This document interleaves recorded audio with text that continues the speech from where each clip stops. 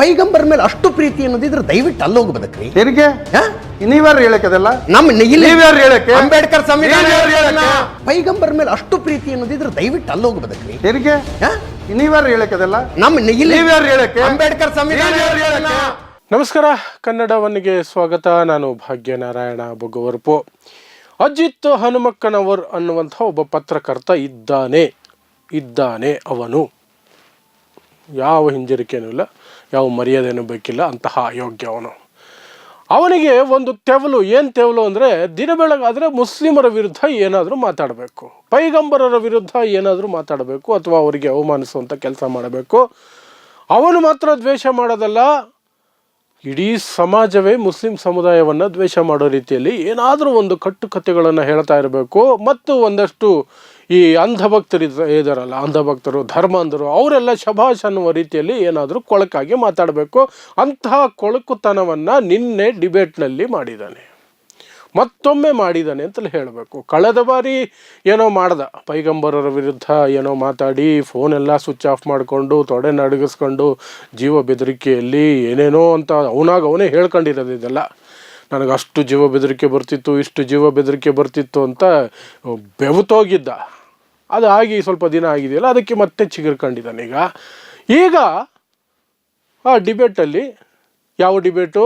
ಉದಯಗಿರಿ ಪ್ರಕರಣದ ಡಿಬೇಟು. ಮೈಸೂರಿನ ಉದಯಗಿರಿ ಪೊಲೀಸ್ ಠಾಣೆಯ ಮೇಲೆ ಒಂದಷ್ಟು ಮುಸ್ಲಿಂ ಯುವಕರು, ಒಂದಷ್ಟು ಜನ ಅಟ್ಯಾಕ್ ಮಾಡಿದರು. ಯಾಕೆ ಅಟ್ಯಾಕ್ ಮಾಡಿದರು? ಯಾವುದೋ ಒಬ್ಬ ಮತಾಂಧ ಅನಿಷ್ಟ ವ್ಯಕ್ತಿ, ಕಾಮನ್ ಸೆನ್ಸ್ ಇಲ್ದಿರೋ ಕಬೋದಿ ಒಬ್ಬ ಒಂದು ಪೋಸ್ಟನ್ನು ಮಾಡಿ ಹಾಕಿದ್ದ, ಇಸ್ಲಾಮನ್ನು ಅವಮಾನಿಸುವ ರೀತಿಯಲ್ಲಿ, ಪೈಗಂಬರರನ್ನು ಅವಮಾನಿಸುವ ರೀತಿಯಲ್ಲಿ ರಾಜಕೀಯ ಪೋಸ್ಟನ್ನು ಆ ರೀತಿ ತಿರುಚಿ ಹಾಕಿದ್ದ. ಮಿಕ್ಕಿದ ಡೀಟೇಲ್ಸ್ ನಿಮಗೆ ಗೊತ್ತಿದೆ, ಹೆಚ್ಚಾಗಿ ಹೇಳಬೇಕಾಗಿಲ್ಲ. ಆ ಸಂದರ್ಭದಲ್ಲಿ ಈ ಕಾಮನ್ ಸೆನ್ಸ್ ಇಲ್ದಿರೋಂಥ ಕಿಡಿಗೇಡಿಗಳು ಒಂದಷ್ಟು ಜನ ಇರ್ತಾರೆ. ಅವರಿಗೆ ಸಮಾಜದ ಮೇಲೆ ಏನು ಪ್ರಭಾವ ಬೀರುತ್ತೆ, ಸಮುದಾಯದ ಮೇಲೆ ಏನು ಪ್ರಭಾವ ಬೀರುತ್ತೆ ಅದ್ರ ಬಗ್ಗೆ ಗೊತ್ತೇ ಇರಲ್ಲ, ಯೋಚನೆನೂ ಬರಲ್ಲ. ಗುಂಪಲ್ಲಿದ್ದರೆ ಪೌರುಷ ಬಂದ್ಬಿಡುತ್ತೆ. ಪೊಲೀಸ್ ಠಾಣೆ ಮೇಲೆ ಅಟ್ಯಾಕ್ ಮಾಡಿದ್ರು ಒಂದಷ್ಟು ಕಿಡಿಗೇಡಿಗಳು. ಒಂದು ಕಡೆ ಮುಸ್ಲಿಂ ನಾಯಕರು, SDP ಅಬ್ದುಲ್ ಮಜೀದ್ ಆಗಿರ್ಬೋದು, ಕಾಂಗ್ರೆಸ್ನ ಒಂದಷ್ಟು ಜನ ಮುಸ್ಲಿಂ ನಾಯಕರಾಗಿರ್ಬೋದು, ಅವರೆಲ್ಲರೂ ಸಹ ಪ್ರಯತ್ನ ಮಾಡ್ತಿದ್ರು ಕಾಮ್ ಡೌನ್ ಮಾಡೋದಕ್ಕೆ. ಹೋಗಿ ಮನೆಗೆ FIR ಆಗಿದೆ, ಅರೆಸ್ಟ್ ಆಗ್ತಾನೆ ಅವನು, ಸುರೇಶ್ ಅನ್ನುವಂತಹ ಅಯೋಗ್ಯ, ಸುರೇಶ್ ಅಲಿಯಾಸ್ ಪಾಂಡುರಂಗ ಅರೆಸ್ಟ್ ಆಗ್ತಾನೆ, ಹೋಗಿ ಮನೆಗೆ ಅಂತ ಈ ಕಡೆ ಇವರೆಲ್ಲರೂ ಹೇಳ್ತಿದ್ರು ಸಹ. ಅವಕಾಶ ಬಳಸ್ಕೋಬೇಕು ಅಂತ ತೆವಲಿರ್ತದಲ್ಲ ಕೆಲವ್ರಿಗೆ, ಒಂದಷ್ಟು ಜನ ಅದನ್ನು ಬಳಸ್ಕೊಂಡ್ರು, ಕಲ್ಲು ತೂರಾಟ ಮಾಡಿದ್ರು ಪೊಲೀಸರ ಮೇಲೆ, ಪೊಲೀಸರ ವಾಹನದ ಮೇಲೆ, ಪೊಲೀಸ್ ಠಾಣೆಯ ಮೇಲೆ ಮಾಡಿದ್ರು. ಆ ವಿಚಾರವಾಗಿ ಮಾಧ್ಯಮಗಳಿಗೆ, ನಮ್ಮ ಮಾಧ್ಯಮಗಳಿದಾವಲ್ಲ ಅವುಗಳಿಗೆ ಮುಸ್ಲಿಮರು ಕೆಮ್ಮಿದರೆ ಸಾಕು, ಅದರ ಹಿಂದೆಯೂ ಕೂಡ ಕುತಂತ್ರ, ಷಡ್ಯಂತ್ರ ಕಾಣುತ್ತೆ. ಅದನ್ನು ಸಮಾಜಕ್ಕೆ ವಿಷಯದ ರೂಪದಲ್ಲಿ ಗಾಳಿಯಲ್ಲಿ ತೇಲಿಬಿಡ್ತಾರೆ, ತರಂಗಾಂತರಗಳಲ್ಲಿ ತೇಲಿಬಿಡ್ತಾರೆ. ಆ ಒಂದು ರೀತಿಯಾದಂತಹ ತರಂಗಾಂತರಗಳ ಕಾರ್ಯಕ್ರಮದಲ್ಲಿ ನಿನ್ನೆ ಅಬ್ದುಲ್ ರಜಾಕ್ ಅಂತ ಆ ಮನುಷ್ಯನಿಗೆ ಅದು ಅದು ಗೊತ್ತಿಲ್ಲ, ಕೌಂಟರ್ ಕೊಡೋಕ್ಕೆ ಗೊತ್ತಿಲ್ಲ ಅಂದಮೇಲೆ ಡಿಬೇಟ್ಗೆ ಹೋಗಬಾರ್ದು. ಡಿಬೇಟ್ಗೆ ಹೋದ ಮೇಲೆ ತಮ್ಮುದಾಯದ ಪರವಾಗಿ ಹೋಗ್ತಿದ್ದೀನಿ ಅಂದಮೇಲೆ ಸಮುದಾಯದ ವಿಚಾರ ಬಂದಾಗ ಕೌಂಟರ್ ಕೊಡಬೇಕು, ಉತ್ತರ ಕೊಡಬೇಕು. ಅವರ ಕುತಂತ್ರಗಳನ್ನು, ಷಡ್ಯಂತ್ರಗಳನ್ನು ಹೊರಗೆ ತರೋ ಶಕ್ತಿ ಇರಬೇಕು, ಆವಾಗ ಮಾತ್ರ ಡಿಬೇಟ್ಗೆ ಹೋಗಬೇಕು. ಆದರೆ ಆ ಶಕ್ತಿ ಈ ಮನುಷ್ಯನಲ್ಲಿಲ್ಲ. ಆದರೂ ಈ ಮನುಷ್ಯನ ಕರೆಯೋದು ಯಾಕಂದರೆ ಈಸಿ ಟಾರ್ಗೆಟ್ ಅಂತ. ಅದು ಬಿಡಿ, ಬೇರೆ ವಿಚಾರ. ಅಜಿತ್ ಹನುಮಕ್ಕನವ್ರಿಗೆ ಏನು ಹೇಳಿದ್ದು? ಪೈಗಂಬರರ ಮೇಲೆ ಅಷ್ಟು ಪ್ರೀತಿ ಇದ್ದರೆ ಅವರನ್ನು ನಂಬಿರೋ, ಅವರನ್ನು ಒಪ್ಕೊಂಡಿರೋ ದೇಶಗಳು ಸಾಕಷ್ಟಿದ್ದಾವೆ, ಅಲ್ಲಿಗೆ ಹೋಗ್ಬಿಡಿ, ಈ ದೇಶ ಬಿಟ್ಟು ಹೋಗ್ಬಿಡಿ ಅಂತ. ಎಂತಹ ಲುಚ್ಚತನದ ಮಾತಿದು, ಎಂಥ ಲುಚ್ಚತನದ ಮಾತು. ಇಲ್ಲೊಂದಷ್ಟು ಜನ ಸಂವಿಧಾನ ವಿರೋಧಿಗಳು, ರಾಷ್ಟ್ರ ವಿರೋಧಿಗಳು, ದೇಶದ್ರೋಹಿಗಳು ಬಾಬಾ ಸಾಹೇಬರ ಜಾತ್ಯತೀತ ಸಂವಿಧಾನ ಇದ್ದರೂ ಸಹ ಹಿಂದೂ ರಾಷ್ಟ್ರ ಮಾಡ್ತೀನಿ ಅಂತ ಹೊರಟಿದಾರಲ್ಲ, ಹಿಂದೂ ರಾಷ್ಟ್ರ ಮಾಡ್ತೀನಿ ಅಂತ ವಾದ ಮಾಡ್ತಾರಲ್ಲ, ದಿನ ಬೆಳಗಾದರೆ ಅದರ ಬಗ್ಗೆ ಏನೇನೋ ಮಾಡ್ತಿರ್ತಾರೆ, ಅದಕ್ಕೊಂದು ಸಂವಿಧಾನ ಬೇರೆ ಮಾಡಿದ್ದೀವಿ ಅಂತ ಒಂದಷ್ಟು ನಾಲ್ಗೆ ತೆವಲಿಗೆ ಏನೇನೋ ಮಾತಾಡ್ತಿರ್ತಾರಲ್ಲ, ಅವರಿಗೆ ಇದೇ ಅಜಿತ್ ಹನುಮಕ್ಕನವ್ರು ಹೇಳ್ತಾನೆ, ನಿಮಗೆ ಹಿಂದೂ ರಾಷ್ಟ್ರ ಬೇಕು ಅಂದರೆ ಅಲ್ಲೊಬ್ಬ ನಿತ್ಯಾನಂದ ಅಂತ ಅವನೇ ರೇಪಿಸ್ಟ್ ಅಯೋಗ್ಯ, ಅವನು ಕೈಲಾಸ ಅಂತ ಒಂದು ರಾಷ್ಟ್ರ ಮಾಡಿದಾನಂತೆ, ಅಲ್ಲಿಗೆ ಹೋಗ್ಬಿಡಿ ಅಂತ ಹೇಳ್ತಾನ. ಅದೇ ಥರ ಇದು, ನಿಮಗೆ ಪೈಗಂಬರರೇ ಬೇಕು ಅಂದರೆ ಅಲ್ಲಿಗೆ ಹೋಗಿ ಅನ್ನೋದು, ಹಿಂದೂ ರಾಷ್ಟ್ರನೇ ಬೇಕು ಅಂದರೆ ಅಲ್ಲೋಗಿ ಸಾಯಿರಿ. ಇದು ಹಿಂದೂ ರಾಷ್ಟ್ರ ಅಲ್ಲ, ಇದು ಹಿಂದೂ ರಾಷ್ಟ್ರ ಆಗಬಾರದು ಅಂತ ಅಂಬೇಡ್ಕರ್ ಗಟ್ಟಿಯಾಗಿ ಹೇಳಿದ್ದಾರೆ. ಯಾವ ಅಂಬೇಡ್ಕರ್? ಈ ದೇಶದ ಸಂವಿಧಾನವನ್ನು ಕೊಟ್ಟಂತಹ ಡಾಕ್ಟರ್ BR ಅಂಬೇಡ್ಕರ್ ಹೇಳಿದ್ದಾರೆ. ಹಿಂದೂ ರಾಷ್ಟ್ರ ಅನ್ನುವಂಥದ್ದು ಬಹಳ ಡೇಂಜರಸ್. ಅದನ್ನು ಯಾವುದೇ ರೀತಿಯಿಂದಲೂ ಕೂಡ ಜಾರಿಯಾಗೋದಕ್ಕೆ ನಾವು ಬಿಡಬಾರ್ದು, ನಮ್ಮೆಲ್ಲ ಶಕ್ತಿಯನ್ನು ಹಾಕಿ ಅದನ್ನು ತಡೆಯಬೇಕು ಅಂತ ಹೇಳಿದ್ದಾರೆ. ಹಾಗಾದರೆ ಇದು ಹಿಂದೂ ರಾಷ್ಟ್ರ ಆಗಬಾರದು, ಆಗಲ್ಲ ಸಹ. ಹಾಗಿರಬೇಕಾದ್ರೆ ಅಂತಹ ಜಾಗದಲ್ಲಿ, ಅಂತಹ ಸಂವಿಧಾನದ ಅಡಿಯಲ್ಲಿ ಇರುವಂಥವನು ಹಿಂದೂ ರಾಷ್ಟ್ರ ಅಂತ ಹೇಳೋವನಿಗೆ ಪೈಗಂಬರರು ಬೇಕಾ ನಿಮಗೆ ಬೇರೆ ರಾಷ್ಟ್ರಕ್ಕೆ ಹೋಗಿ ಅಂತ ಹೇಳ್ಬೋದಾದರೆ, ಅಂತಹ ರಾಷ್ಟ್ರ ಬೇಕು ಅಂದರೆ ಈಗ ಜಗತ್ತಿನಲ್ಲಿ ಏಕೈಕ, ಅದು ನಿಜವಾಗ್ಲೂ ಇದೆಯೋ ಅಫಿಷಿಯಲ್ ಆಗಿ ಇದೆಯೋ ಇಲ್ಲಿ ಗೊತ್ತಿಲ್ಲ ಕೈಲಾಸ, ಆದರೆ ಅವನು ಬಡ್ಕೊಳ್ತಿರ್ತಾನೆ ಅವನು ನಿತ್ಯಾನಂದ, ಅಲ್ಲಿಗೆ ಹೋಗ್ರಿ, ಅದೊಂದೇ ಇರೋದು. ನೇಪಾಳ ಸಹ ಹಿಂದೂ ರಾಷ್ಟ್ರ ಅಲ್ಲ, ಈಗ ಅದರ ಸಂವಿಧಾನವನ್ನು ಬದಲಾಯಿಸಿದ್ದಾರೆ. ಆಯಿತು, 15-20 ವರ್ಷ ಆಯಿತು, ಅದು ಹಿಂದೂ ರಾಷ್ಟ್ರವಾಗಿತ್ತು. ಜಗತ್ತಿನ ಏಕೈಕ ಹಿಂದೂ ರಾಷ್ಟ್ರವಾಗಿ ನೇಪಾಳ ಇತ್ತು. ಈಗ ಇಲ್ಲ, ಅಲ್ಲಿನ ಸಂವಿಧಾನವನ್ನು ಬದಲಾಯಿಸಿದ್ದಾರೆ. ಅದು ಈಗ ಜಾತ್ಯತೀತ ರಾಷ್ಟ್ರ, ಅಲ್ಲಿಯೂ ಸಹ ಇಲ್ಲ. ಹಾಗಾಗಿ ಇರುವಂತಹ ಒಂದೇ ಆಪ್ಷನ್ ಕೈಲಾಸ ಅನ್ನೋದು ಎಲ್ಲಿದೆಯೋ ಗೊತ್ತಿಲ್ಲ. ಅವನೆಲ್ಲೋ ಹೇಳ್ತಾನೆ, ಅವನು ಪಾಸ್ಪೋರ್ಟ್ ಕೊಡ್ತಾನಂತೆ, ಅಲ್ಲಿ ಹೋದರೆ ಉದ್ಯೋಗ ಕೊಡ್ತಾನಂತೆ, ಅವನದೇ ರಿಸರ್ವ್ ಬ್ಯಾಂಕ್ ಇದೆ ಅಂತೆ, ಎಲ್ಲ ಇದೆ ಅಂತಲ್ಲ. ಹೊರಡ್ತಾ ಇರಿ ಗಂಟು ಮುಟ್ಟೆ ಕಟ್ಕೊಂಡು, ನಿಮ್ಮದೇ ಮಾತಲ್ವಾ.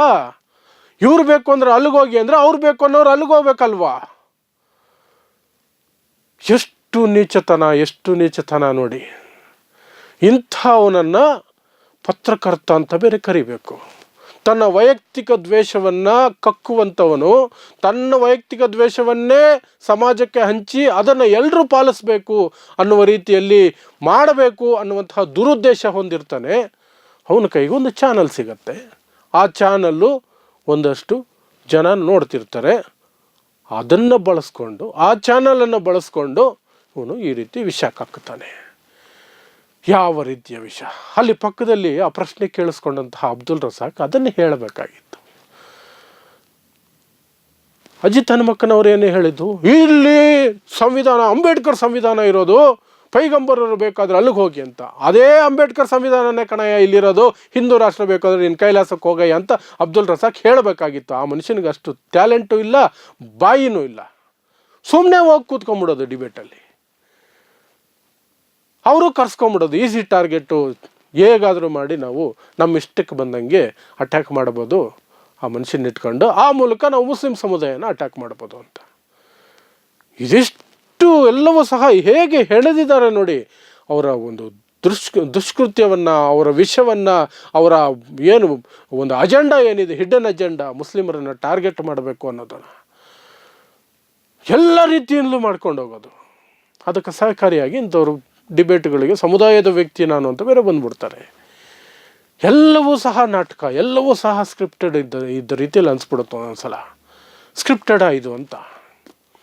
ಆದರೆ ಅದರ ಹೊರಗೆ ನಿಂತು ನೋಡಿದಾಗ ಇದರಿಂದ, ಈ ಡೈಲಾಗಿಂದ, ಈ ಮಾತಿಂದ, ಈ ಹೇಳಿಕೆಯಿಂದ, ಈ ಕಾರ್ಯಕ್ರಮದಿಂದ ಮುಸ್ಲಿಂ ಸಮುದಾಯ, ಅಲ್ಪಸಂಖ್ಯಾತ ಸಮುದಾಯ, ದಲಿತ ಸಮುದಾಯಗಳು, ಬೇರೆ ಸಮುದಾಯಗಳ ಮೇಲೆ ಯಾವ ಪ್ರಭಾವ ಬೀರ್ತಾ ಇದೆ ಅನ್ನೋದನ್ನು ನೋಡಿದಾಗ ಹೊಟ್ಟೆ ಉರಿಯುತ್ತೆ. ಏನು ಸ್ಕ್ರಿಪ್ಟೆಡ್ ಆಗಿರಲಿ, ಏನಾದರಾಗಿರಲಿ, ಇವರು ನಂಬಿದ್ದೇ ನಂಬಿಕೆ, ಇವರು ಒಪ್ಪಿದ್ದನ್ನೇ ನಾವು ಒಪ್ಪಬೇಕು, ಇವರು ತಿಂದಿದ್ದನ್ನೇ ನಾವು ತಿನ್ನಬೇಕು, ಇವರು ಹೇಳಿದ್ದನ್ನೇ ನಾವು ಕೇಳಬೇಕು. ಇಲ್ಲ ಅಂದರೆ ದೇಶದ್ರೋಹಿಗಳು, ಧರ್ಮದ್ರೋಹಿಗಳು, ಸಮಾಜಘಾತುಕ ಶಕ್ತಿಗಳು, ಅರ್ಬನ್ ನಕ್ಸಲ್ಗಳು, ಎಷ್ಟೆಲ್ಲ ಹೆಸರುಗಳು. ಇದು ಟೆರರಿಸಮ್ ಅಲ್ವಾ? ಟೆರರಿಸಮ್ ಅಲ್ವಾ? ಈ ದೇವರು ಬೇಕು ಅಂದರೆ ಆ ರಾಷ್ಟ್ರಕ್ಕೆ ಹೋಗಿ, ಆ ದೇವರು ಬೇಕು ಅಂದರೆ ಇನ್ನೊಂದು ರಾಷ್ಟ್ರಕ್ಕೆ ಹೋಗಿ ಅನ್ನೋದು. ಅದೇ ಫಾರ್ಮುಲಾನ ಹಿಂದೂ ರಾಷ್ಟ್ರ ಅಂತ ಕೇಳ್ಕೊಂಡು ಅವನಾದರೂ ಡಿಬೇಟ್ಗೆ ಬಂದಾಗ ಅವನಿಗೆ ಹೇಳಬೇಕಲ್ವಾ, ಹಿಂದೂ ರಾಷ್ಟ್ರ ಅಲ್ಲಪ್ಪ ಇದು, ಹಿಂದೂ ರಾಷ್ಟ್ರ ಬೇಕಾದರೆ ಅಲ್ಲಿ ಯಾವುದೋ ಐತಲ್ಲ, ಹೋಗು, ಅಲ್ಲ ಹಾಳಾಗೋಗು ಅಂತ. ಶಕ್ತಿನೇ ಇಲ್ಲ. ಒಂದು ಕಡೆ ಸರ್ಕಾರ ಅಲ್ಪಸಂಖ್ಯಾತರನ್ನು ಕಾಯ್ತೀವಿ, ಅವರ ತಲೆ ಕಾಯ್ತೀವಿ, ಅವರಿಗೆ ಜೀವ ಕೊಟ್ಟು ನಾವು ನಿಂತ್ಕೊಳ್ತೀವಿ ಅಂತ ಹೇಳಿ ಅವರ 95% ಓಟುಗಳನ್ನು ತಗೊಂಡು ಸಿದ್ದರಾಮಯ್ಯನವ್ರ ಸರ್ಕಾರ ಅಸ್ತಿತ್ವಕ್ಕೆ ಬಂತು. ಆ ನಂತರ ದ್ವೇಷ ಭಾಷಣದ ಮೇಲೆ ಕ್ರಮ ಕೈಗೊಳ್ತೀವಿ ಅಂದರೂ ಏನಿಲ್ಲ. ಇಂತಹ ಅಯೋಗ್ಯರು, ಅಜಿತ್ ಹನುಮಕ್ಕನಂಥವರು, ಪಬ್ಲಿಕ್ ಟಿವಿ ರಂಗನಾಥ್ ಅಂತವರು ಕೊಳಕಾಗಿ ದ್ವೇಷ ಹುಟ್ಟಿಸುವಂತಹ ಕಾರ್ಯಕ್ರಮಗಳನ್ನು ಮಾಡೋದನ್ನು ತಡಿತೀವಿ ಅಂದರೂ ಅದಕ್ಕೂ ಇಲ್ಲ. ಅದು ತಡಿಯೋದು ಬಿಡಿ, ಆ ಪಬ್ಲಿಕ್ ರಂಗನಾಥನ ಒಂದು 13 ವರ್ಷ ಆಯ್ತಂತೆ ಚಾನಲ್, ಅಲ್ಲೋಗಿ ಪಬ್ಲಿಕ್ ರಂಗನಾಥನ ಹೊಗಳ್ಕೊಂಡು ಕೂತಿದ್ದಾರೆ DCM. ಎಂತಹ ಇದು ನೋಡಿ, ದುರ್ವಿಧಿ ಇದೆಲ್ಲ. ಎಂತಹ ಏನಂತ ಹೇಳೋದು ಗೊತ್ತೇ ಆಗಲ್ಲ. ಇವರಿಂದ ನಾವು ರಕ್ಷಣೆ ಸಿಕ್ಕಿಬಿಡುತ್ತೆ ನಮಗೆ ದುಷ್ಟಶಕ್ತಿಗಳಿಂದ ಅಂತ ನಂಬಿ ಓಟ್ ಬೇರೆ ಹಾಕಬೇಕು. ಈ ಕಾಂಗ್ರೆಸ್ನವ್ರಿಗೆ. ಇದು ದೇಶ ವಿರೋಧಿ ಹೇಳಿಕೆ ಆಗಲ್ವಾ? ಒಂದು ಧರ್ಮದವರು ಈ ದೇಶದಲ್ಲಿ ಇರಬೇಡಿ, ಬೇರೆ ದೇಶಕ್ಕೆ ಹೋಗಿ ಅನ್ನೋದು. ಅನುಭವಿಸಿ ಸಾಯಬೇಕು ಅಷ್ಟೇ. ನೋಡ್ತಾ ಇರಿ ಸಮಾಜಕ್ಕಾಗಿ ಕನ್ನಡ 1 ನ್ಯೂಸ್. ನಮಸ್ಕಾರ.